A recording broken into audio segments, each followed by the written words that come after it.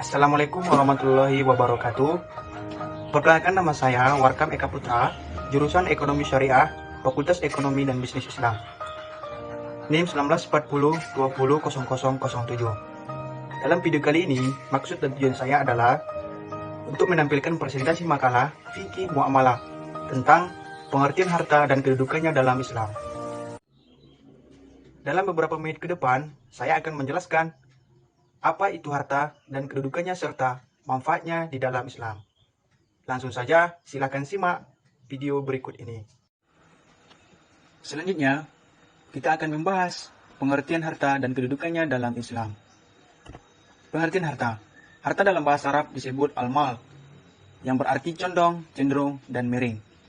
Sedangkan menurut Ibnu Ashir, harta adalah kekayaan pada mulanya berarti emas dan perak, tetapi kemudian berubah pengertiannya menjadi segala barang yang disimpan dan dimiliki.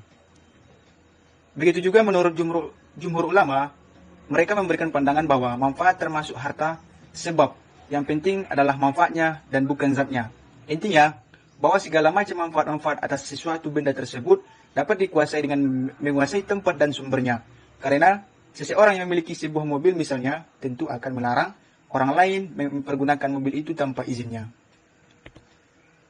Jadi dapat kita simpulkan bahwa definisi yang diuraikan dari harta itu adalah harta merupakan segala sesuatu yang memiliki nilai-nilai legal dan konkretnya, wujudnya disukai dan sangat disukai oleh manusia secara umum.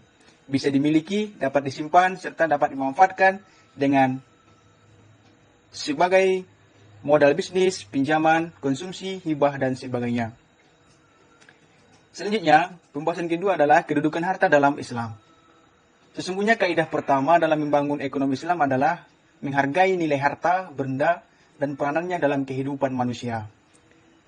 Baik sebagai pemahaman agama atau aliran, telah menganggap bahwa harta sebagai keburukan, sedangkan kemiskinan dianggap sebagai kebaikan.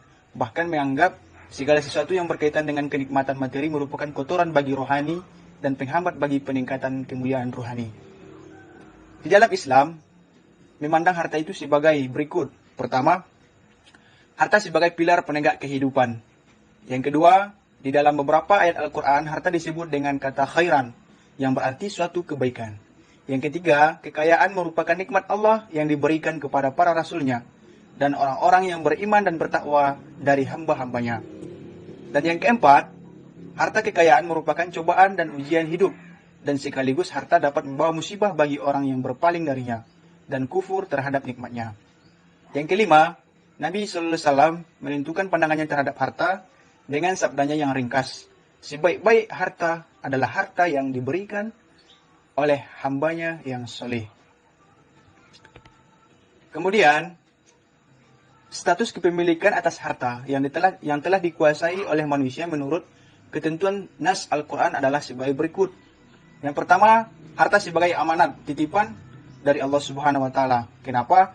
Karena kita tidak mampu menciptakan energi. Yang mampu manusia lakukan adalah mengubah dari satu bentuk energi ke bentuk energi lainnya. Yang kedua, harta sebagai perhiasan hidup. Manusia memiliki kecenderungan yang kuat untuk memiliki dan menikmati serta menguasai harta. Namun, jarang kekuasaan tersebut hanyalah sebatas manusia menjadi angkuh, sombong, dan membanggakan diri atas harta yang dimilikinya. Yang ketiga, harta sebagai ujian keimanan, terutama menyangkut soal mendapatkan hartanya serta memanfaatkannya apakah sesuai dengan ajaran Islam atau tidak. Yang keempat, harta sebagai bekal ibadah di dalam melaksanakan perintahnya Allah dan melaksanakan muamalah secara Islam. Di antaranya adalah manusia saling memanfaatkan hartanya melalui kegiatan zakat, infak, dan sedekah. Kemudian, perkara-perkara yang merendahkan martabat dan akhlak manusia itu berubah. Yang pertama, memakan harta sesama manusia dengan cara yang batil. Yang kedua, memakan harta dengan jalan penipuan. Yang ketiga, memakan harta dengan jalan menganggur janji dan sumpah. Yang keempat, memakan harta dengan jalan pencurian. Dapat kita simpulkan bahwa daripada pembahasan kedudukan harta dalam Islam, pertama, konsep harta dalam Islam menurut sebagai sebuah komoditi yang memiliki nilai komersil harus konkret dan legal formil, dan berupa manfaat maupun hak milik yang bisa dinilai positif dan layak dilakukan dengan sebaik-baiknya memperlakukan harta. Yang kedua, harta yang dihadapkan kepada kita pada dasarnya merupakan hak milik Allah sebagai pencipta dan penguasa alam semesta beserta isinya. Kita hanya dititipkan, dan apakah kita bisa menggunakan harta sesuai kegunaannya dan manfaatnya, dan apakah kita bisa melakukan pertanggungjawaban sesuai dengan aturan yang telah Allah tentukan di dalam Al-Quran. Mungkin itu saja presentasi makalah dari saya. Mohon maaf atas segala kekurangan, dan jika ada masukan atau kritik, kami membukanya dengan selebar-lebar mungkin. Terima kasih, kami tutup. Wassalamualaikum warahmatullahi wabarakatuh.